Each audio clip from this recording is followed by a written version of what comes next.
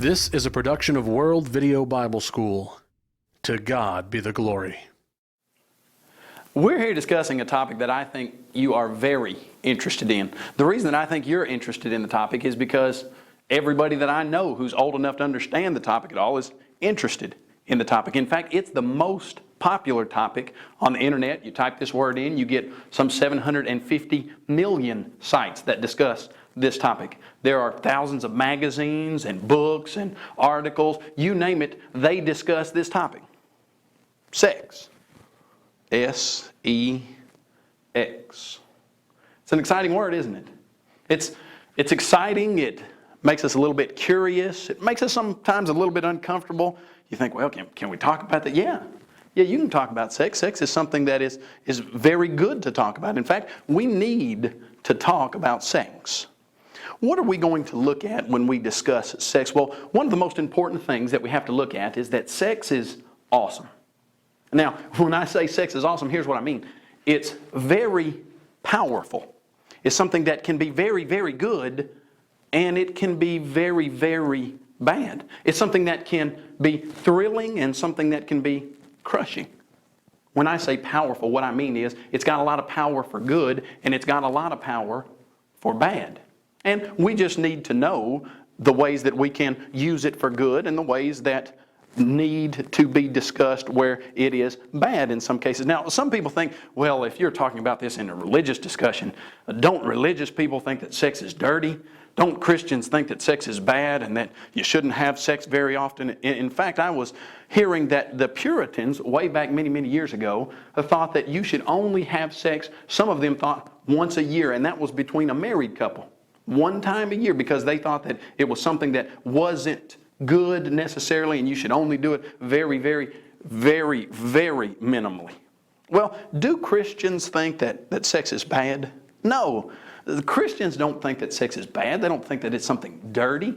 God has never thought that sex was something dirty or bad. In fact, God created and designed sex. Now, what does that mean? It means that God appreciates sex, He designed sex, and He wants you to have great sex. That's the bottom line. In fact, the book of the Song of Solomon in the Old Testament is an entire book about a young bride with her husband talking about sex. From what I understand, the Jewish rabbis didn't let their kids read the Song of Solomon until they were 13 because it's such a sexual book. In fact, some people thought that the Song of Solomon shouldn't be in the Bible because it talks about sex so much. Well, that's because they misunderstand God's relationship with sex because He designed it. Now, when God designed sex, He made one rule, one boundary. That's it. It's in Hebrews chapter 13, verse 4. Here is God's singular boundary. He says that marriage is honorable among all and the bed undefiled. Well, what's he mean by the bed undefiled? Sex. He says that in a marriage relationship, sex is wonderful. But then watch what he says. But fornicators and adulterers, God will judge. Now, that's a very simple rule. There's only one, really. When you look at all of the Bible, there's a very simple rule. One man, one woman for life. Simple. If you're married, have sex. Enjoy sex. Read the book of Song of Solomon and see what God created for you. If you're not married, pretty simple, don't have sex. Now, if I were to say, who in here is married? Well, we don't have anybody married in here but me, obviously, so pretty simple. According to the Bible, I could have sex with my wife, and you guys shouldn't be having sex with anybody. Well, why is that? Why would God put a boundary on something that is so wonderful, that can be so awesome? Why would He do that? It's very simple. Powerful things often need regulation. You see, because sex is so powerful, it needs to be regulated. You say, well, what do you mean, Kyle, that powerful things need to be regulated? Well, think about this. Suppose that you are in your house, and it's cold, maybe it's in the winter, and there's a fire burning in the fireplace. And you look at that fire burning in the fireplace, and you're getting warm, but you're not getting warm fast enough, at least not fast enough for your liking. And so you think, okay, I'd like to get warm a little faster. So you go over to the fire, you take those tongs, and you pick up a piece of wood that's on fire, and you throw it in the middle of your living room. What's going to happen to the fire that's now in the middle of your living room? Well, it's going to warm you up a whole lot quicker, isn't it?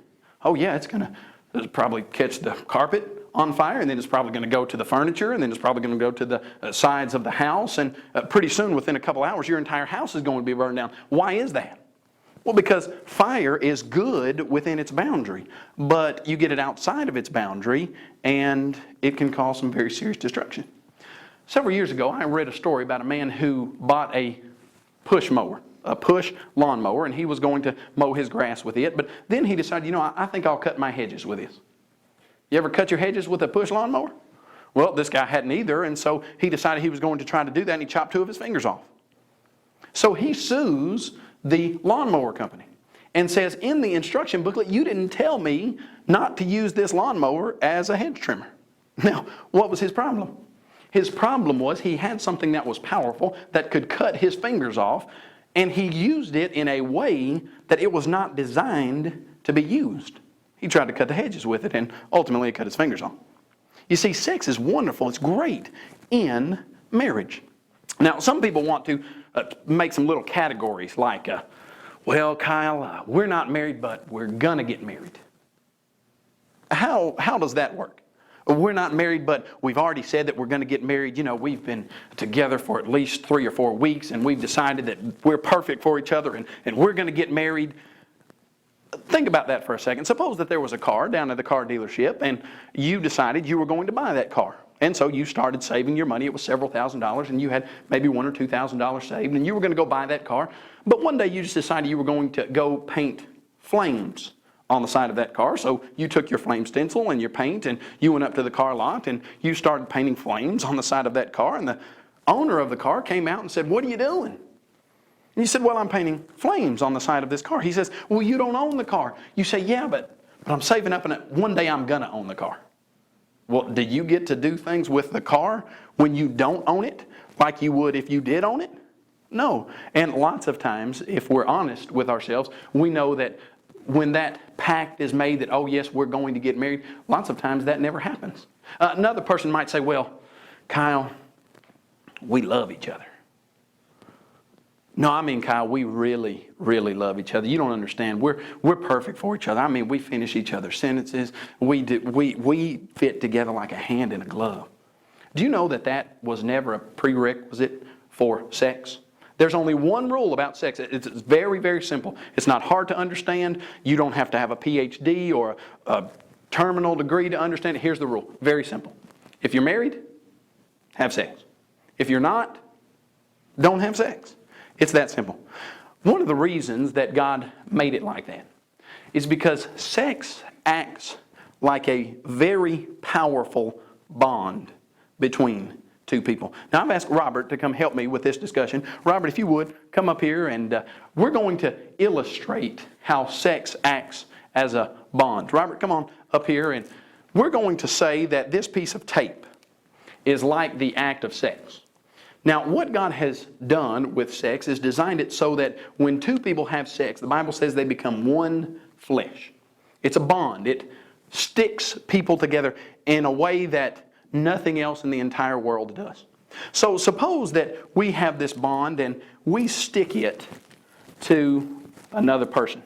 Now, the first time that we do that, it's going to be very sticky. It's going to be very powerful. It's going to form a bond that is very tight and strong. But now suppose we decide that that person's not someone we want to stick with, and so we take that bond and we rip it off. Thank you, Robert. Appreciate that. Now, what's going to happen when we do that? When we put this on the first time, it was clean and fresh and adhesive. But now that bond that has been attached to a person, when it comes off, it's not as clean anymore, is it? It's dirty. It's got arm hair on it and dead skin and all kinds of things. That now, suppose we were to now take this and stick it on someone else's arm. Would it stick? Yes. Would it stick as strongly as it did the first time? No, it wouldn't. Why is that? Well, because it's already been used. It's an adhesive, it's a bond that has been ripped off and attached to something else. Now suppose we stick it to a 3rd person, or a 4th person, or a 5th person. By 4 or 5 or 6 people, do you think this is going to stick much at all? It's barely going to stick, and it's going to be disgusting. It's going to have arm hairs and dead skin from every single person that we've stuck it to. You see, marriage is the only place to have sex because that bond bonds a person, a man and a woman, for life.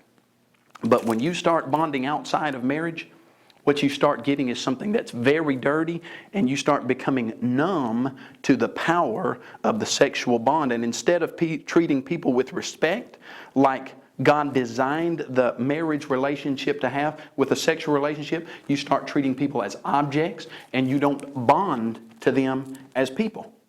So here's what we have to decide.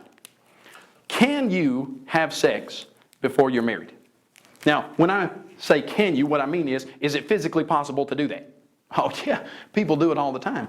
In fact, the statistics show us that 1 out of every 2 teenagers in America today are having sex. Actually, it's about 45%, not quite 1 out of every 2. Now, think about that just for a second. Lots of times, people are pressured into having sex because they're told everybody's doing it. Well, everybody's not doing it. In fact, only about 45% of all high schoolers are having sex before they're married. So that means there are 55% of the people in your high school, most likely, that are not having sex. So when someone says everybody's having sex, that's simply not true. Everybody's not having sex. In fact, more teenagers your age are not having sex than are having sex. So if someone tries to pressure you into having sex by saying, oh, everybody's doing it, you just quickly tell them that that's simply not the case. Everybody's not doing it. But when we look at that, 45%, that's a pretty large percentage of people who are having sex in high school. 45%. They're not abiding by God's rule. What happens if you don't abide by God's rule? Well, one thing is you put a barrier in between your relationship with God. If there wasn't another thing to be discussed other than separating yourself from God, that is enough, I would think, to make a person not have sex before they get married. If you knew that your soul was going to be lost because you wanted to swap it for a few minutes of physical pleasure, well, to me, it seems a very easy conclusion to come to that, oh, I don't want to be lost. I don't want anything to separate me from my Heavenly Father, so I'm not going to do that. But, as we all know, lots of times that when a teenager is in the middle of going too far, lots of times that does not factor into their decision-making process, although it should. Ultimately, you have to understand that if you violate God's law on sex, that's going to get in between your relationship with God, and you will not ultimately be saved. But if that wasn't even a consideration, if you didn't even have that in the mix, are there other reasons not to have sex before you get married? You see, God allows you to choose. In Deuteronomy chapter 30, verse 19, Moses said to the children of Israel, "Today I set before you life and death, blessing and cursing. Choose life." So here's what God says. You can have sex with whoever you want to, anytime you want to, if that's what you choose. Now, if you choose that, what are going to be the consequences of that decision? What are going to be the ramifications? What's going to happen to your life if you choose that? If we didn't discuss the spiritual aspect of this anymore today, which we're not going to much, we were just looking at the physical, emotional, psychological consequences of you having sex before you get married. What is going to happen? Well, number one, let's say you decide to go God's way and you decide not to have sex before you get married. What are you going to accrue? What consequences are going to accrue to your life because of that decision? Well, number one, you don't have to wake up on Saturday mornings wondering if you need to go to a clinic somewhere to get tested for some sexually transmitted disease. You don't have to wake up with that sinking feeling in your gut wondering if you are pregnant now. You don't have to deal with the emotional depression that often comes with a person having sex before they are married. You know, I heard a story at one time of a guy who was asking a girl out, and the girl was deciding to keep herself pure until marriage. And the guy said, well, why don't you come to a party with me? And she said, well, I don't drink. He said, why don't you come to this rock concert where lots of things were going to be going on that she didn't want to participate in? Why don't you come to that with me? And she said, well, I don't really put myself in those positions. He said, well, what do you do for fun? She said, well, I wake up in the mornings and I look myself in the mirror in the eye, and I am not afraid that I have done something the night before that would embarrass me or cause me lifelong consequences. Well, that is a very powerful point. If you do things God's way, if you abstain from sex until marriage, you don't worry about sexually transmitted disease, you don't worry about getting pregnant, you don't worry about the emotional depression and stress and psychological trauma that other people who are having sex deal with. What happens if you do decide to have sex before you get married? What happens if you decide that, hey, because I love this person so much, I feel like I need to give my body to him? Or what happens if you decide that you need to go all the way with this girl? What's going to happen? Do you know what the number one fear of a teenager is when they engage in premarital sex?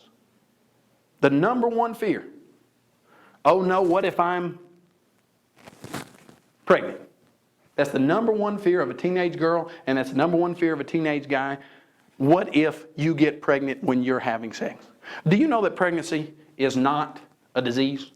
It's not something that kills you. It's something that many people live through on a regular basis. It is irrational, really, for that to be the number one fear of a teenager, because there are lots of other things that are much more frightening than that. But let's say that that is the fear. Oh no, what if I'm pregnant? Well, what if you are pregnant? What if when you decide to have extramarital sex before you get married, what if you get pregnant? You say, well, Kyle, what are the chances of a girl getting pregnant? We only had sex one time. Oh, well, the statistics show that it's very easy to get pregnant just by having sex one time. In fact, the statistics show that if a girl is having sex with a guy consistently for 1 year, unprotected sex, and when I say unprotected, what I mean is without a condom or something like that, if a girl is having sex with a guy for 1 year, there's a 90% chance that she's going to get pregnant.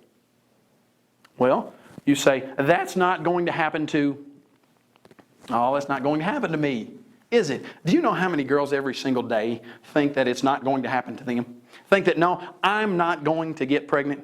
3,000 girls every single day in the United States of America get pregnant. Do you know what probably every single one of those girls thought? Oh, it's not going to happen to me. Now that was 3,000 today and 3,000 tomorrow and 3,000 the next day. That means in the United States of America, 1 million teenage girls this year are going to get pregnant. And you know, out of that 1 million, how many of those do you think thought, well, I'm probably going to get pregnant this night? Or most all of them probably thought, it's not going to happen to me. But it did. Now, what are your options when a girl gets pregnant? You've got 3 options. That's it. You can abort the child, you can have the child and keep the child, or you can have the child and put the child up for adoption. Those are your 3 options. Now, many people, 1,000 girls every single day, choose to abort their child. Do you know what abortion is? I think you do, but I'll explain it to you. It's killing your unborn child. I won't go into all the graphic details of how they do that in many of the different cases. Sometimes they inject a saline solution into the uterus, and that saline solution burns the child literally to death. There are several different ways that you can kill a child in utero, but that is the process. If you choose to abort your child, you're choosing to murder a human life. Now, like I said, 1,000 girls every single day do that. What are you going to have to live with for the rest of your life if you choose to abort your baby? Well, number one, you're going to have to live with the fact that you violated God's law. Because God's law is very simple on this topic. Do not kill innocent human life. If you go to Proverbs chapter 6, it says, God hates the hands that shed innocent blood. If you were to ask what could be more innocent than a baby inside a mother, there's nothing that could be more innocent. If you were just to say, what kind of trouble would this get me in spiritually? Well, you've killed somebody. But now, suppose that you're not even thinking about that. Suppose that you've never even been taught that, although we just taught you that. But suppose you hadn't. Do you know what people live with who have aborted their children.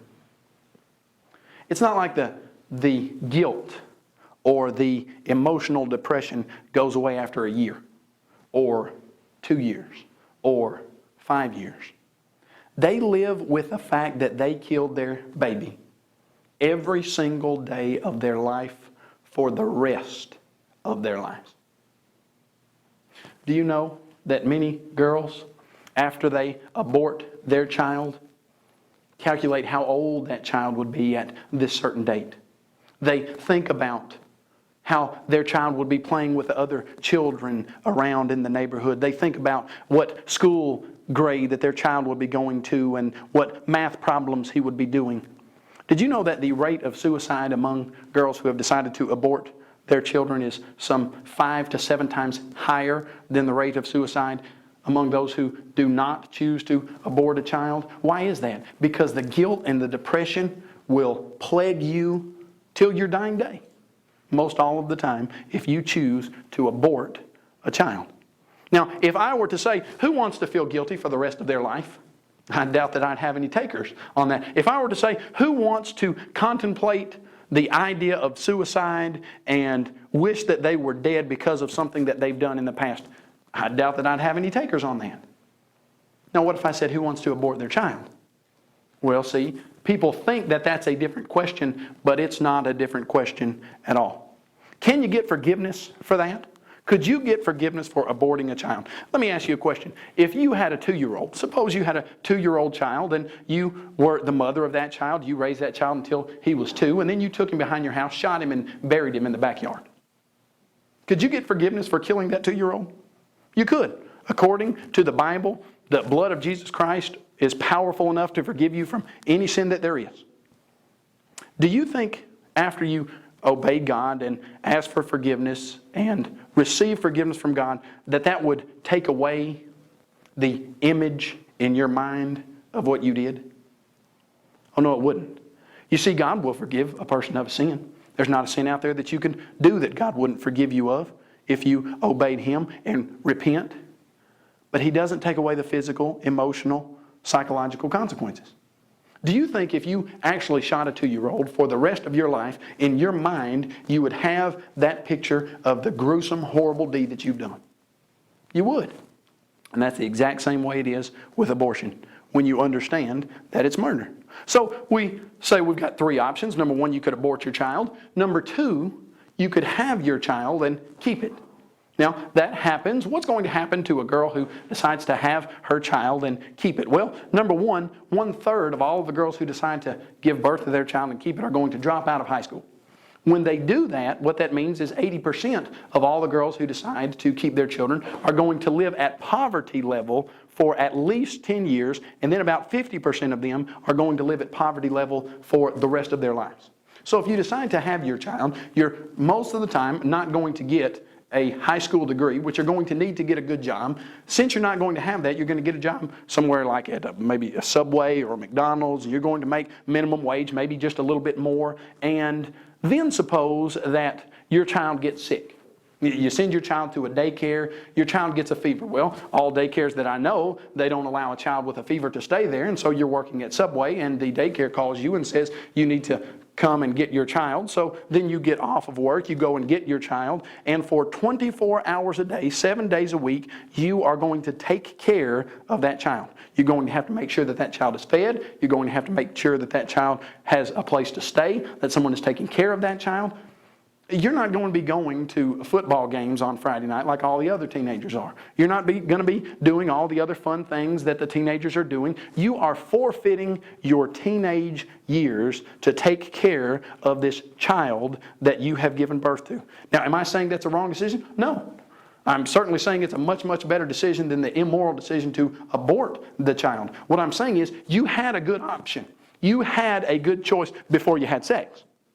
But now, since you've had sex and now that you are going to have a baby, you've got 3 options to pick from, and none of them is a bright, sunshiny option that's going to thrill you with joy and make you eternally happy for the rest of your life. All of them are going to bring about consequences in your life.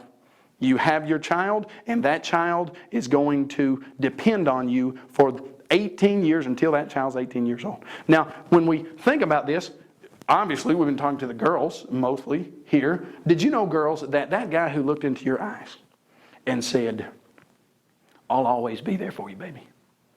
You're the most beautiful thing I've ever seen. If something happens and we get pregnant, I'll stand beside you 100% of the way. You know that guy? That guy that you've been going out for 6 months that you thought you really, really loved? You know where 90% of those guys go after a girl gets pregnant? No, you don't, because they just leave.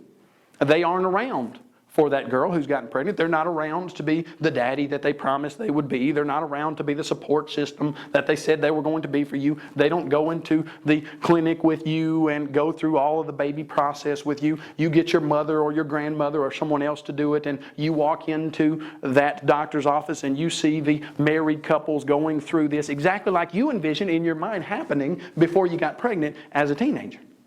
And guys, by the way, 50 states now require a male's social security number to be on the birth certificate of all children that are born. Here's what that means. They're going to find out who the father is, and then they're going to come to you as the father of this child, and they're going to say, you have to pay child support until this child is 18. So there's a good chance that you can pay up to $250,000 for the next 18 years of this child's life while you're paying child support. Now, imagine how this is going to be when you get up to college and you're all 22 years old, you meet the girl of your dreams, and you say, boy, I'd sure like to get married. But then you have to explain to this girl that when you were in high school, you got a girl pregnant, and you're going to be paying $10,000 a year to child support to take care of this child until he's 18. How's that going to sound to the prospective girl that you're thinking about marrying? You think they're going to be, oh, hey, no problem there. Well, that's going to be a very serious difficulty. Your other option is this. You can have the child and put the child up for adoption. Those are your three options. Is this a good option? Well, in some ways, it's certainly much better than aborting the child, because that's an immoral option and you'll live with the depression of that for the rest of your life. But you will still, if you have your child and put it up for adoption, you'll still mark the very day that that child was born. And most likely every single year that rolls around, you'll wonder what your child is doing. If the people that adopted your child are being kind to your child, if they're being loving to your child, if they are physically abusing your child, what's going on? But you won't be able in many cases to make any contact, because that will put very serious strain on the parental relationship with the adopted parents, and so you'll just have to sit in the dark and hope that that child is getting taken care of. Now, is that a bad option? Sure, it's a bad option. You had a good option before you had sex. Now you don't have good options. It is a bad option, but out of the three, how does it rank? Well, you just have to add up the consequences and see. A lady by the name of Pam Stenzel, she goes around the country speaking on abstinence. She tells the story of a young 15-year-old girl who got raped one time. That was it. She got pregnant because of that rape, and she had to decide what she was going to do with this baby.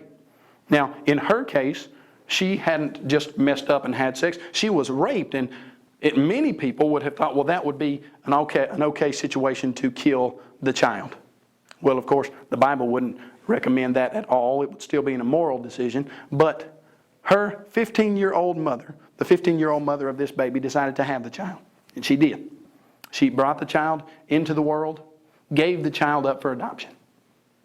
That child grew up in a home that was supportive. Eventually, she became one of the most outspoken speakers on abstinence in the country. She was Pam Stenzel. And Pam Stenzel says that if she ever sees her birth mother, she's going to go up and give her the biggest hug and thank her for doing something that took courage and that took love, for bringing her into earth, bringing her into life, giving her life, not killing her, but doing the loving thing of allowing a family that wanted her to adopt her. You know, there are 2 million couples in the United States right now who are waiting to adopt a child. That's another one of your options. Is it a good option? No. Is it one of the three that is where you have to just weigh your consequences? Yeah, you had a good option. But you had sex before you got married and you got pregnant. Well, somebody says, Kyle, you know, we're not going to get pregnant. we use a condom. And at school, they have showed us how to use these condoms. They passed around the banana, showed us exactly how to put the condom on the banana. We have been instructed properly how to use this condom, and we're not going to get pregnant. Did you know that 15% of all people who use condoms get pregnant? Now that's 15 out of every 100. But about 55% of teenagers who use condoms get pregnant because the condom breaks or it slips off or they don't know how to put it on correctly, etc. So there's a 55% chance. That means out of 100 teenagers who are using condoms thinking that they're not going to get pregnant, 55 out of that 100 get pregnant. And that's just the stats of it. That's just how it's going to be. So if you think, well, Kyle, we're using condoms and people who use condoms, they don't get pregnant. Well, 15% of the people who use condoms get pregnant, even using it properly, and 55% of the teenagers who use condoms get pregnant. Well, because the teenage boy puts it in his wallet and sits down and stands up and sits down again and stands up. And when he finally gets to use that condom, then it's no good anyway because it's torn or it's ripped or it's got a hole in it, etc. You say, I use a condom, but a condom's not going to keep you from getting pregnant. And a condom's not going to protect your emotional status either.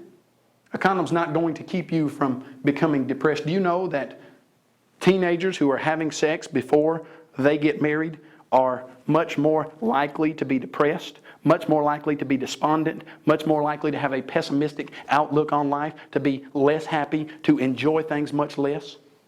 Oh, see, that's not what you're told. What you're told is when you flip on that TV and you watch 90210 and everybody jumps in bed with everybody else, they never think about what the consequences of them getting together are going to be. And how do they look? Oh, they're happy. The person that has sex with the most people, oh, he's the stud and he is the one that's always happy. That's not a real life situation. That is absolutely a lie. You're not happier if you're having sex before you get married. In fact, you might not have known. But do you know when two teenagers look each other in the eye and they say, we're going to be together forever.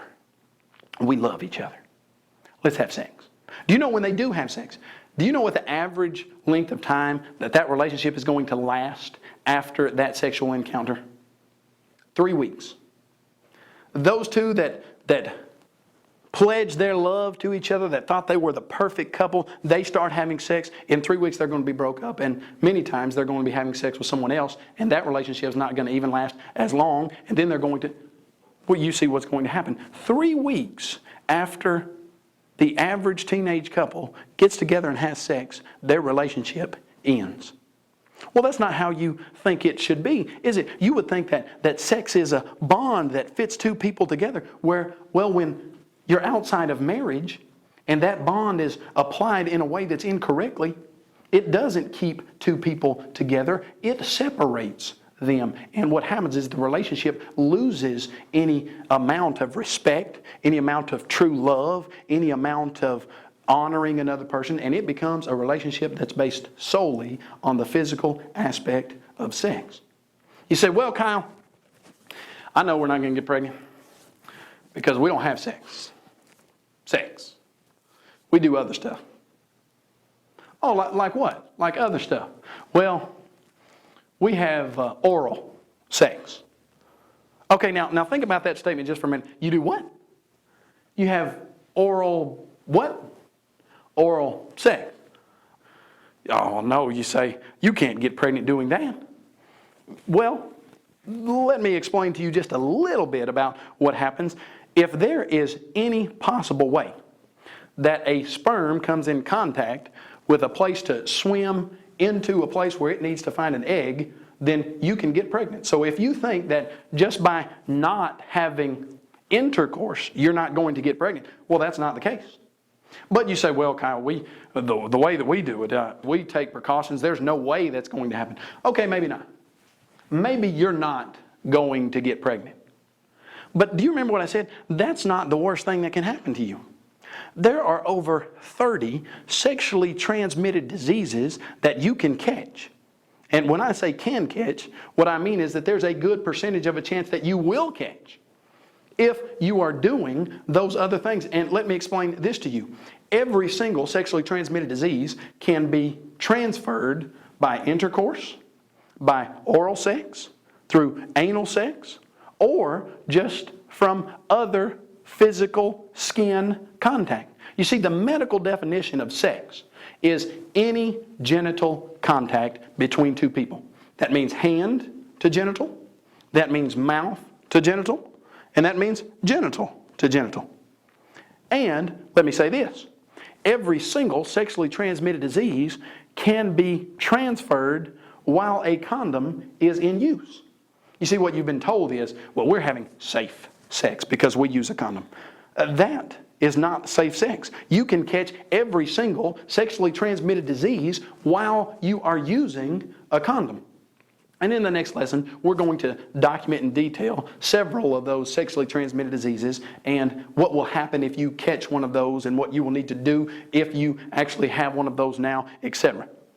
But just because you're doing other stuff besides intercourse doesn't mean you're not going to have some very serious repercussions accrue to your life. There are going to be lots of things that you're going to have to deal with if you never get pregnant. You see, pregnancy is not the thing that you should be the most scared of. If the spiritual discussion is out of the way, the thing you should be the most scared of is getting a sexually transmitted disease. Now, most teenagers say, well, that's not going to happen to me. Well, what we're going to see in the next lesson is, oh, absolutely, millions of teenagers say every single year that's not going to happen to me, and it does happen to them. Let me ask you a question, and I believe I know the answer to this.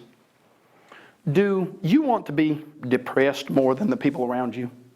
Do you want to worry about whether you are pregnant or whether you're going to be pregnant? Do you want to have serious responsibility piled on your shoulders at an age that you're not ready to accept it and to uphold it? I think the answer to that is absolutely not. Do you want to have a loving marriage relationship where the husband has saved himself for his wife and the wife has saved herself for her husband, and they come to that relationship pure, and that sexual bond clings them together exactly like God designed, so that when they look into each other's eyes, they are madly and deeply in love with each other, and the gift that God has created in sex is something that they continue to enjoy for the entirety of their marriage relationship? Is that what you want? Oh, I think if anybody were to be in a discussion like this, they would say, yes, that's what I want. Well, how do you get that?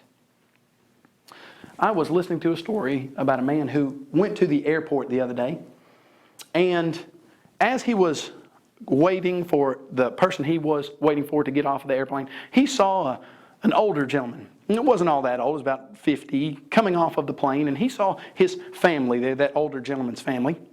And that older gentleman rushed to his family, and the wife hugged him, and the kids all hugged him on the legs and were just so excited. They were squealing that their daddy was finally home.